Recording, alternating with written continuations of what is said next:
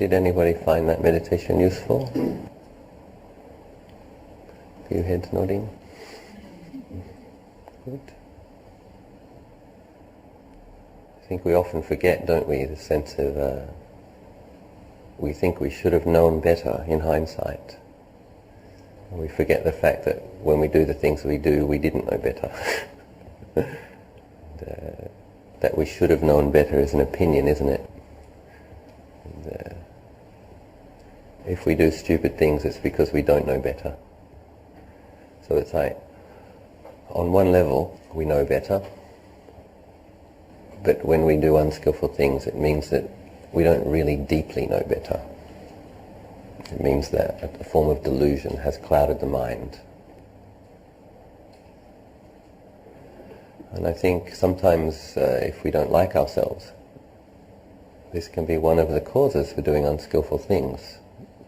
So a lot of people who don't like themselves tend to indulge excessively in sensuality. You want to escape that painful feeling inside, so you'll get lost in pleasure. So I think it's very important, or if you don't have enough love inside, you get very angry when other people don't love you, because you feel without the love of others, you're not okay. So you get very anxious, very upset. So I think we do some of this practice, this forgiveness practice, and cultivate a lot of loving kindness. Then when people aren't so kind to us, it doesn't matter as much, because we can be kind to ourselves. And we don't need as much sensual pleasure, because the mind can become a more pleasant place. We can just be with ourselves, and there's a certain amount of well-being there. It's pretty tricky though. You go down into that space of where all the pain is and all the memories are. You have to be a little bit heroic. Does anyone have any questions, comments? Just a question on the last part of the meditation practice, whereby we sort of go through the psychological walkthrough of the think of the past, what had happened, like someone did bad to myself, or I've done something bad for the others. It's some kind of a self-psychological analysis. I wouldn't say psychological, no, because you're not at all going into the story. That's the point I'm trying to make it, because without being skillful in meditation, in knowing the mind, which mind we are looking at, the knowing mind and the action mind, without knowing which mind is actually knowing or which one is actually acting, we can be misled or deceiving ourselves that we actually fall into the trap of playing the story ourselves. And then the more we analyze it, the more drama that we create in ourselves. So that can be quite dangerous to ourselves. How could we avoid it? The thing is, when you come to do your meditation, if you're going to do some forgiveness meditation, this is one of the reasons I wanted to do it after people have been meditating already for half an hour. So generating sati.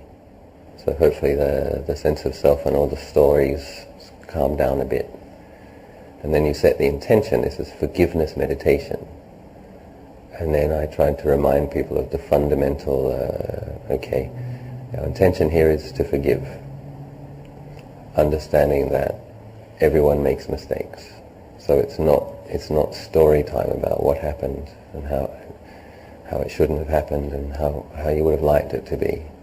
It's just the fact that it's more like, ouch, that hurt.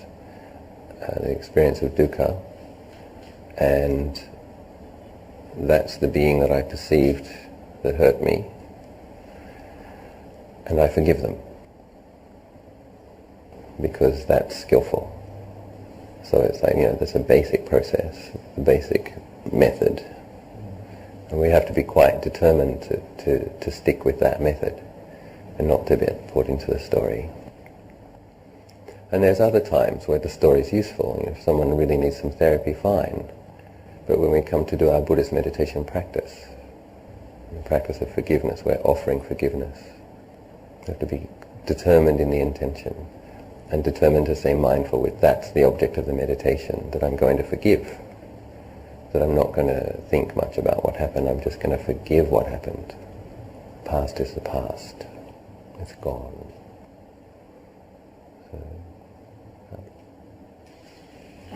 the past is the past. However, sometimes it carries into the future quite clearly, especially when you're talking about relationships that are quite meaningful to people. Mm-hmm. And although you embrace forgiveness and you forgive others and you forgive yourself, you try. Mm-hmm. What do you do when that's refused? Oh, if you ask forgiveness from others and they don't give it? Yeah. Okay, so that's okay. So in your meditation, you're forgiving other people, and you're forgiving yourself. Yeah. So what other people are doing is okay. Doesn't matter. In this practice, you're trying to deepen that refuge in you. And so whether other people forgive you doesn't matter. I mean, it would be nice if they do, but this is what we understand. Because of delusion, because of karma, because of habits, sometimes people forgive us when we ask, sometimes they don't. And there's one interesting thing. The Buddha said in the world there are two types of fools. And one fool is having done something wrong, doesn't ask forgiveness. The other fool, having had something done wrong and having been asked to offer forgiveness, doesn't give forgiveness. The Buddha says that person is a fool.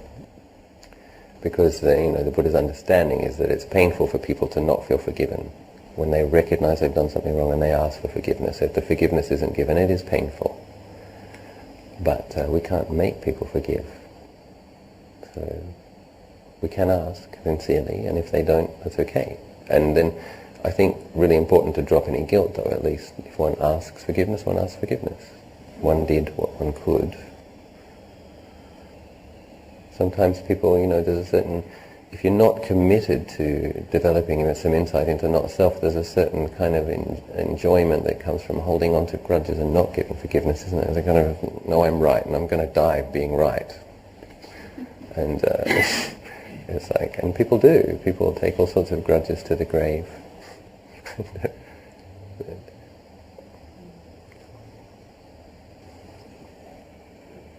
Ajahn, what is the chance that this practice of self-love and self-loving kindness would lead to narcissistic attitude or practice?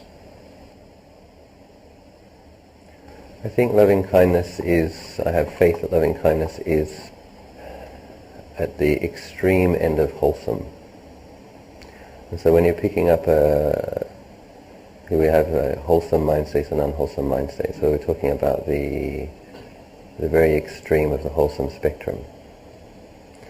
So I think if one is really setting the intention to have loving kindness meditation and really doing that, I don't think it's going to lead to narcissism. I think it possibly could even heal narcissism. It sensitizes the mind to other beings' loving kindness practice. So if you do a lot of loving kindness practice, a lot of forgiveness practice, your heart becomes more sensitive, you become more aware of the suffering of others. It's an experience of many meditators. If you do an enormous amount of loving kindness practice and you really get attached to it and you don't contemplate not self, you could get born as a Brahma Deva whose radiance fills the whole universe, and maybe there is a certain narcissism in that. But this is maybe once we've got metta jhana, we can worry about that. If you don't yet have metta jhana, I don't think we need to worry about. The thing is, what people who do have powerful metta jhana, this is the thing about loving kindness, that eventually it starts with thoughts and feelings and intentions, becomes a type of samadhi, it leads to jhana. So it becomes a very profound type of concentration if trained in with discipline. This is the thing, Buddhist contemplations, they balance each other. Contemplations on not self, contemplations on death. But, most people who cultivate loving kindness sincerely become more sensitive to other beings and more careful. Yeah. And I think narcissism is more born from that feeling that you have to take care of yourself and you have to take what you can because no one else is going to help you. This is a kind of a less sensitive state.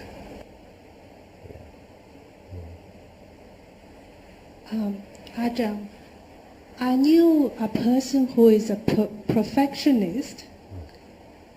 So whenever she or he do things wrong, he or she will not forgive themselves. And one way, they created hell for themselves. The other way, they do things, they strive for the best. So when you give a task to him, he do it perfectly. Try their best to do good.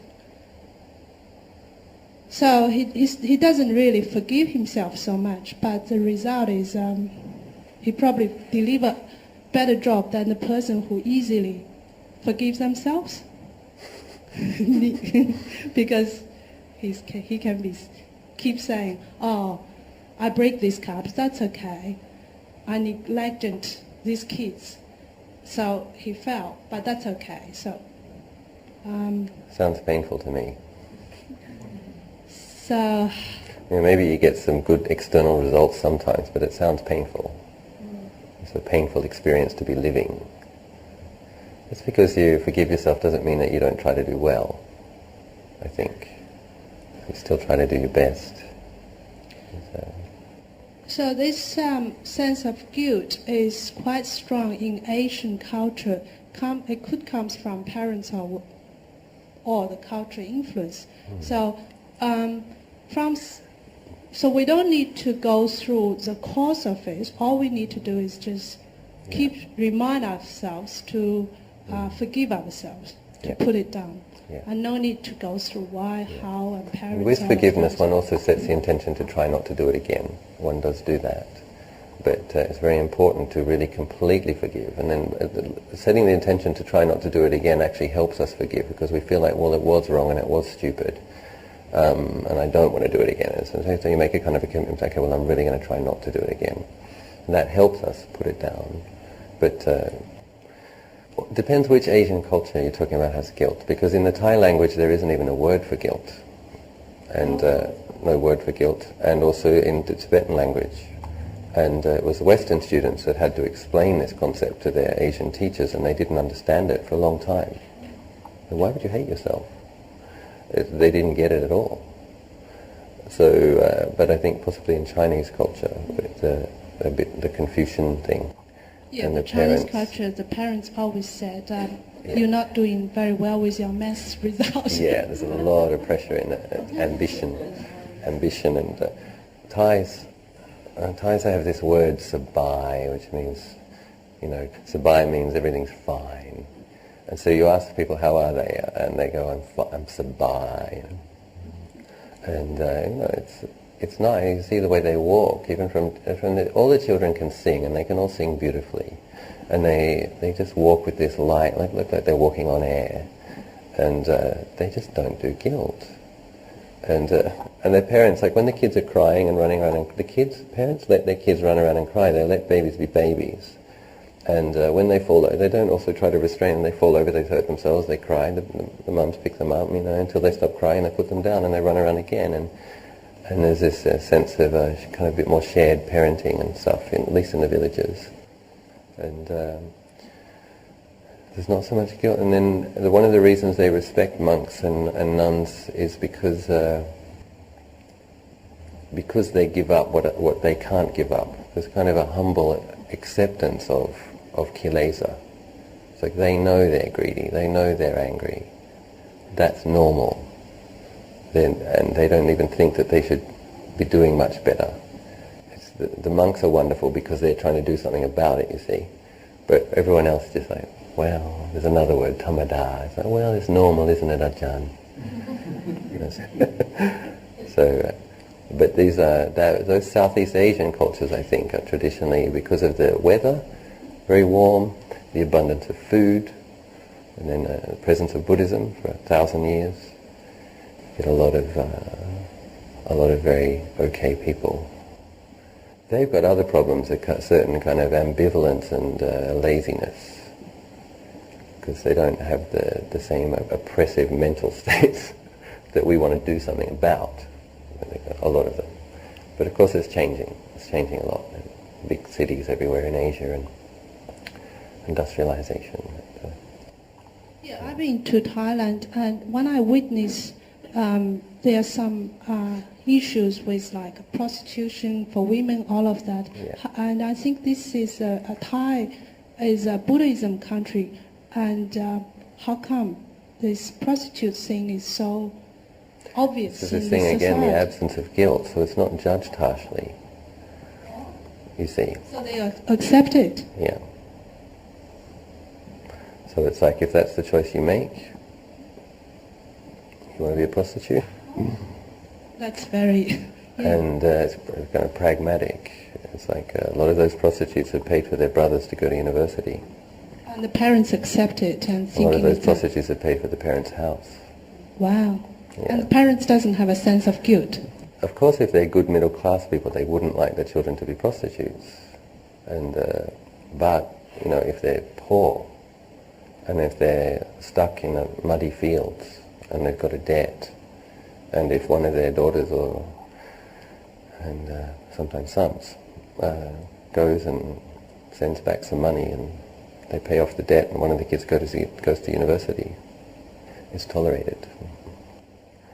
The other thing about prostitution in Thailand is I think the prostitutes which service the foreigners is about 5 or 10% of the total prostitute population. So 90% of the prostitutes in Thailand have Thai customers. So it's, like I said, it's like the sensuality with the Thais is like it's just what you do.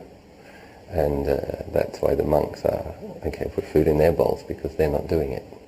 It's, so it's, you know, I'm not saying it's so good, but I'm saying there's not much guilt there. And, yeah. Well, that's abuse, isn't it? That's child abuse. And, But it's still quite rampant as well. yeah, I don't think that in traditional Thai culture. I don't think it was. I think that's a more modern. That's a more modern thing. Yeah, I don't think it's a more modern thing, isn't it? But I think in general you can say that ethics and virtue is degenerating globally, motivated by money. So then you see this occurring in traditional Asian cultures as well, unfortunately. But we can be virtuous. We take care of our own minds. It is, I think, as a meditative person, it is easy for us to, if we did something wrong, forgive us. But suppose that if somebody else who, suppose we help somebody, and for no reason, if they are reacting in a bad way, how do we treat, how do we, say that I don't have any anger or any ill will towards that person, but sometimes there's unpleasant feeling that why did it happen and how can we deal with it? So how do we do that? We don't quite understand your question. So somebody else, suppose that I helped somebody, but that person for some, I don't know the reason, but he or she reacting, like angry and, Okay. Yeah. So then how do we treat in meditative?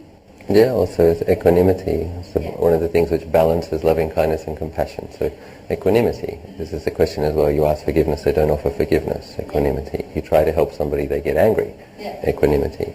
So it's like this is the thing we're talking about. It's like it gets more and more obvious when we apply this right view that people are deluded. It's like they often don't make sense. You do think something that you think will make them happy and they get angry. Yeah. You sincerely say sorry and they hurt you again. It's like this is when this is the thing, we're not the only ones who are experiencing confusion and acting irrationally at times. Other people are too. This is because of ignorance and delusion. So equanimity, we must understand this is the way deluded beings are. Yeah. But the thing is, although we are not angry or something, we do have unpleasant feelings. Yeah. So that's your loving kindness practice to yourself in the moment that you're feeling unpleasant feeling. Yeah. loving kindness to yourself, equanimity towards them. Could you say a few words about the word equanimity in the Buddhist context, please? Okay, equanimity, I think the most important thing which helps give rise to equanimity is insight and wisdom. So that's it. So once you develop a bit of conceptual wisdom, you can apply that conceptual wisdom, and then once you've had insight, you can apply it. But one thing is very important to help us develop equanimity is understanding a belief in karma. So this is very helpful in being equanimous. When painful things affect us, if we can understand that we must have done things in the past which affected beings in certain ways that they felt pain, now things are ripening, beings are doing things and this being's feeling pain, this can be very helpful. That we accept karma as a doctrine, and then it's not self. I was talking about in the end. It's like, okay, there's this story and there's this being and there's this other being and there's this tremendous hurt, which is quite real. And then we try to respond to that with skillfulness, but then also when we reflect on it, okay, where's the self in that experience? The thing is going through the body parts or observing that the breath comes and then stays and then ceases, comes and then stays and then ceases. No self. Feelings arise, stay, cease. Where's the self? No self. That you apply mindfulness in this body. Okay, where's the self? Where's the self? When there's good mindfulness, apply it to feelings. Okay, where's the self? Is that emotion a self? A thought. Okay, that thought's gone. No thoughts. Another thought, it's gone. Where's the self? No self. So it's like you do this again and again and again and again, and then you understand that conventionally there's self, but you don't take it so seriously. You see? I think enlightened beings, they're aware of they still have their characters and their personalities, but they never think it's a self for a second, you see. But because of conventions, they can relate to other beings. So it's like, I sometimes see it as like the analogy as being if someone's on top of the mountain, they can see where someone else is on the mountain, and they can say, so if you're still a self, and that person has realized not self, they can say, the next step you need to take to get to the top of this mountain is this. And they'll be talking to them as a self. But they don't think, even in that process, that they're a self. So that's the result of having a lot of insight, you see. But until then we train in insight, we investigate, okay, where is the self? But I think when you're confronted with the experience of pain and there is a big feeling of self, the appropriate response is kindness. And then when one has kind of pacified that to some degree, you can investigate. And one investigates with a gentle determination. It's like you don't, because sometimes we can bring almost an abusive quality to our vipassana, our investigation. It's like, I'm going to destroy this self with wisdom. It doesn't work. It's like wisdom is born in a very calm, peaceful mind. So the loving kindness, I think, is a foundation for that calm and peacefulness, necessary foundation. So I wish everyone success in establishing that foundation and being liberated. Please wish me success in that process too.